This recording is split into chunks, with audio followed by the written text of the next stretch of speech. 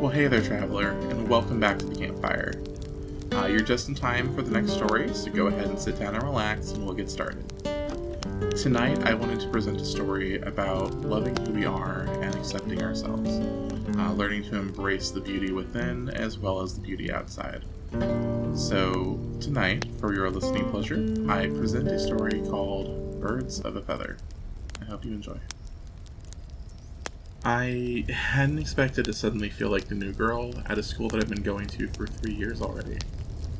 Most of the others in my class knew me just by looking at me. I mean, it's hard not to recognize someone with feathers bright as a blue jay and an 8-foot wingspan. If I stretched out, I'd reach most of the way from one side of the hallway to the other. I'm not sure how many of them knew my name, but I know that none of them actually knew me, you know? After all, until a few weeks ago, I didn't even know me. One of the benefits about being a harpy was we got to perch outside while the larger mythical species made their way into the building. Something about hollow bones and being naturally scrawny apparently made us an insurance liability if we got trampled, so it left me plenty of time to dread what the others were going to say. A fluttering of wings signaled the arrival of more harpies, each of them taking up a branch in the tree with me. Most of them were chirping and squawking and gossip about what they did all summer, the trips they took, and other boring things that didn't concern me. Until they did. I heard one of them whisper my name.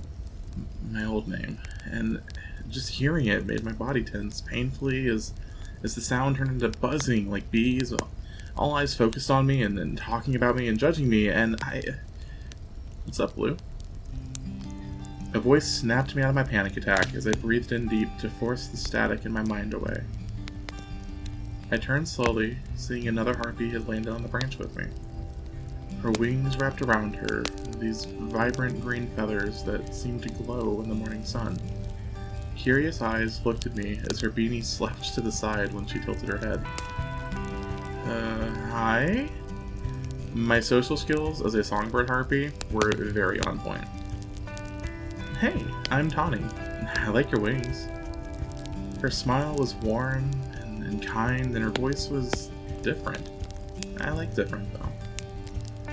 I'm Sky. It was nice to say my name, even as the other girls kept whispering around us. You're new too? Yep, part of the Southern Migration Exchange. Flew up last night with my familia. She then looked around suspiciously before leaning in. Hey, I don't smell bad, right? I couldn't help but laugh. What? No, you're fine. Oh, whew, that's lucky. I was so tired last night, I straight up forgot if I grabbed a bath before bed. Ugh, at least I could hide my hair. So, why is everyone perched out here? Feels kinda creepy stalkerish to just watch the others go in. We have to wait so we don't get trampled by some of the bigger kids. Apparently some harpy got pretty fucked up one year when a minotaur rushed in late for class, so now we get called fragile and left outside. Oh, unless it rains, then we're first. That's twisted, but sure.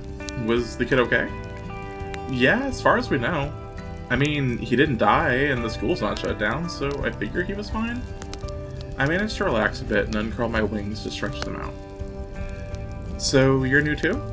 Tawny mimicked my movements, still watching me curiously as if trying to figure out what the best way to cook me was. There was something weirdly intimidating about her in a way that was equally sort of comforting. Like, I knew she could probably kick my ass if she wanted to, but she'd probably kick someone else's ass for trying too. Sort of.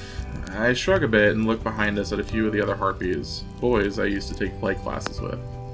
They're staring because they know who I was. It's clear they want to say something, but at least they have the decency not to for now. Ah, gotcha. Not new to the school, just the new girl at school. I got you. Tawny nodded and shot a sudden glare at a trio of girls who had started laughing. The three of them screamed in surprise and nearly fell from their perches, giving the assembled flock of students something new to laugh at. Tawny grinned at that, clearly proud of herself, before looking back at me. We'll be new girls together then, yeah? Nice to meet you, Sky. You can show me around? Was I blushing? My face suddenly was warm and twitching, and her smile, her protectiveness, her everything? I didn't know her, but in that short time, she knew me. She knew me more than anyone else did. Yeah, I like that. I coughed, looking away when I realized that now I was staring. Again, songbird skills on point. Hell yeah, we can plan the tour lunch. A bell rang out in the clock tower of the school. Oh, is that our cue?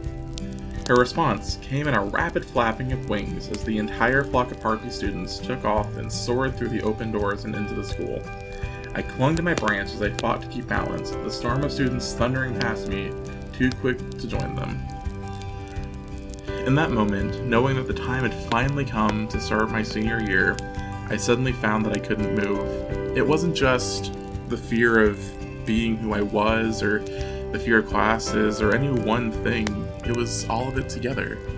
This was probably one of the most important years of my high school life, and I was starting to second guess if I even knew who I was going into this. But as I sat there panicking, unable to release myself from the perch, I suddenly felt Tawny wrapping her wings around me and pulling me in close. She held me for a minute, just letting me breathe and feel my heart race and calm slowly, and it was nice. When I calmed down, she pulled away from me and gave me that same warm, happy smile, that air of protectiveness just radiating off of her and helping me feel safe. It's okay, Sky. Like, I get it. It's scary, it's new. It's embracing something that you don't know what to expect.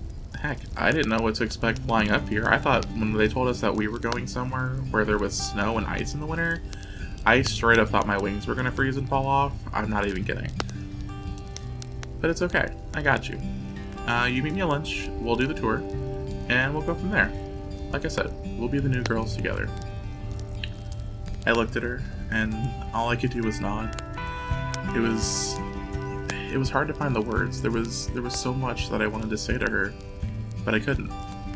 So instead, I nodded, and she nodded, and we laughed a little bit between us. Then she took into the air, and effortlessly as the others, flew into the school.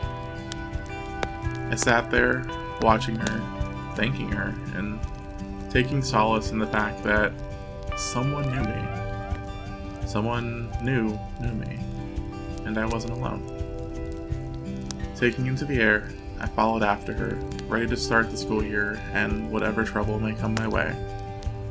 And suddenly I felt braver, because now I wasn't just the only new girl in school. I'd had a friend.